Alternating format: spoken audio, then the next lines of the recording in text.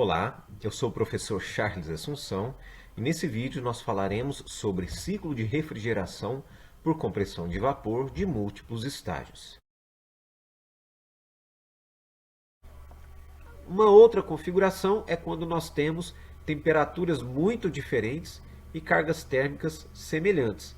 Porém, que é o mesmo caso anterior, no caso anterior nós tínhamos compressores em paralelo. Nesse caso aqui nós temos compressores em série. Vejam, então aqui as configurações são as mesmas, o diagrama aqui é muito semelhante, mas ao invés de nós termos dois compressores em paralelo, cada um comprimindo a sua quantidade de fluido, aqui nós vamos ter um primeiro compressor, que é aquele compressor que vai comprimir da pressão mais baixa, essa pressão, até a pressão intermediária.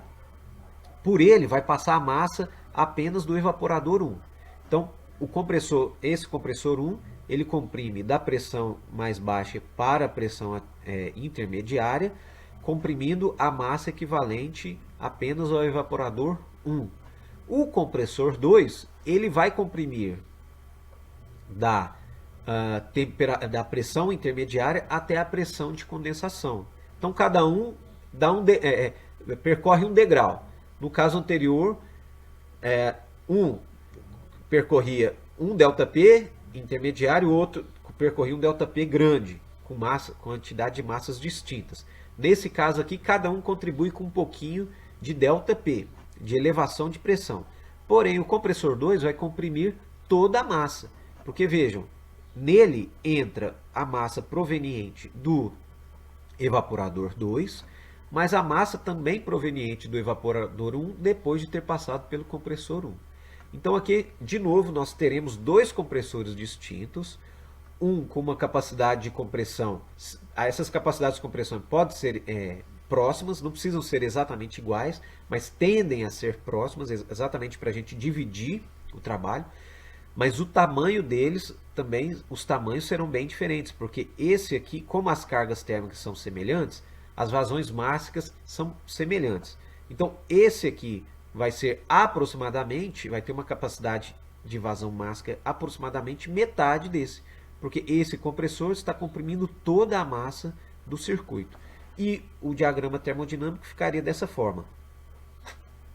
O fluido sairia do condensador, descomprimiria até a pressão mais baixa. Aí nós temos um primeiro estágio de compressão, até a pressão intermediária. Da câmara 2 nós temos esse fluido aqui proveniente do evaporador. Então o ponto 7 está aqui. O ponto 2 que vem depois aqui do primeiro compressor está aqui. E na sucção do segundo compressor, o compressor de alta pressão, esse compressor é chamado de baixa pressão e esse de alta pressão. A sucção dele ocorre aqui no ponto 3, que é a média ponderada entre esses dois pontos, ponderada na massa. E a partir daqui, então, ele vai atingir o ponto 4, que é o ponto de saída do compressor de alta. Lembrando que esse compressor, então, ele vai comprimir toda a massa envolvida no sistema.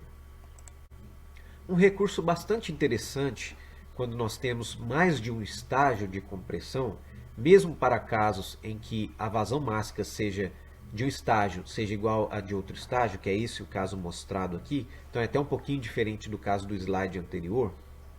Nesse caso nós temos uma entrada de massa nesse compressor, ele comprime até a pressão intermediária, troca calor, essa mesma quantidade de massa, veja que não tem uma quantidade de massa proveniente de outra câmara, poderia ser também, mas nesse caso aqui nem é, né? A gente está tratando com a mesma quantidade de massa só para verificar o efeito desse trocador de calor.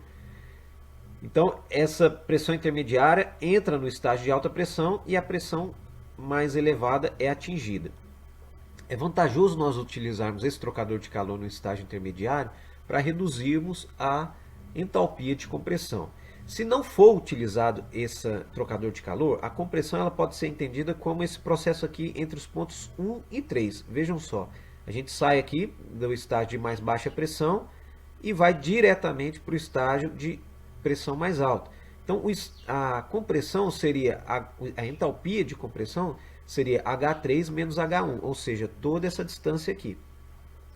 Se nós fazemos uma compressão intermediária promovemos o resfriamento. Quando a gente resfria, a gente está tirando a entalpia.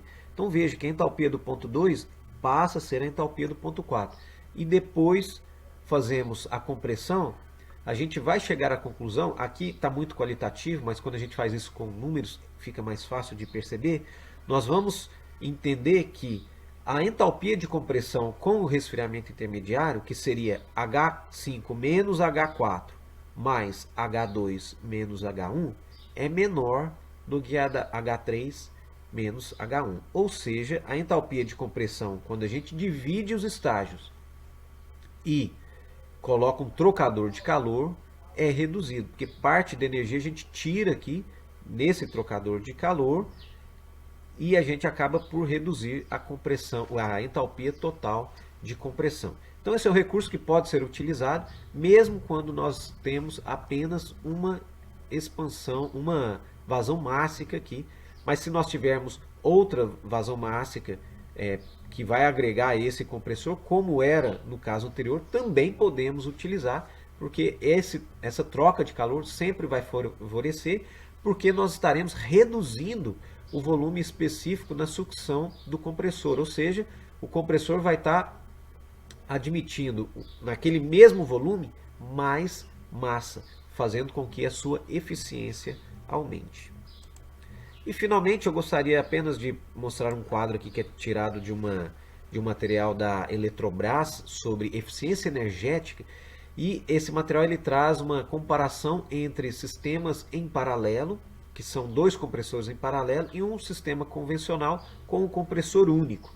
É um resumo de alguns parâmetros, de algumas considerações que pode nos ajudar a compreender quando aplicar uma configuração ou outra. Lembrando que o que foi dito aqui foi dito de forma bastante conceitual, mas o importante é nós fazermos os cálculos para vermos qual configuração melhor se adequa, qual vai dar um melhor copy atendendo adequadamente a necessidade de carga térmica, mas pensando também nos aspectos de aquisição, de operação e de manutenção do sistema. Então, resumidamente, sistema paralelo, sistema convencional. Porte da instalação, o paralelo podemos ter de todos os tamanhos, o convencional se limita um pouquinho a instalações menores. Quantidade de ambientes refrigerados por equipamentos, sistema paralelo, o céu é o limite, podemos dizer assim. O sistema convencional, ou apenas aquela primeira consideração em que nós temos temperaturas muito próximas, muito parecidas, em que ele vai ser tratado como um sistema único, porque depois ali a gente vai apenas, na verdade é que nós vamos expandir para a mesma pressão e ajustar a carga térmica na variação de vazão. Confiabilidade e segurança da instalação, quando a gente tem sistemas em paralelo, os compressores vão trabalhar mais ajustados, de forma mais ajustada, então a confiabilidade é maior. Consumo de energia, ele é menor porque ele está mais otimizado, o seu COP é maior, então para realizar o mesmo trabalho, ter o mesmo objetivo, ele vai gastar menor energia. Maior vida útil também, porque ele trabalha mais ajustado. Tamanho do equipamento é maior, como já dissemos, mesmo porque o porte da instalação pode atingir grandes instalações. E convencional está limitado a instalações mais simples. Números de compressores, obviamente, para o sistema paralelo mais de 2, o que aumenta a complexidade de operação e de manutenção. Convencional apenas 1. Controle de capacidade depende da quantidade de compressores, a gente vai ter um pouquinho mais de flexibilidade no sistema em paralelo do que no sistema convencional. E a simplicidade é o contrário, né, de tudo que nós já dissemos. O sistema paralelo é muito menos simples, ou seja, a complexidade dele é maior, mais equipamentos, e o convencional é mais simples e, portanto, tem esse apelo da simplicidade que pode implicar num custo ali de aquisição, dependendo do porte da instalação.